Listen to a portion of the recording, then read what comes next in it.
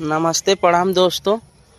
मैं एक गाना गाया हूँ URG भोजपुरी चैनल पे है, और आप लोग जाइए उस चैनल पे और लाइक सब्सक्राइब शेयर कमेंट कीजिए और मेरे गाने को सुन के कमेंट करके बताइए।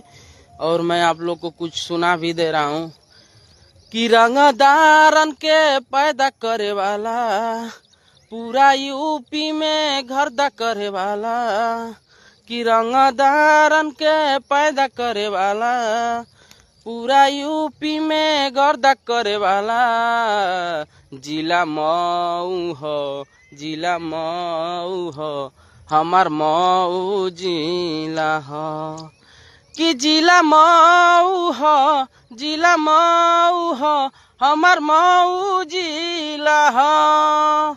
आप लोग जाइए कमेंट करके बताइए, सुनिए।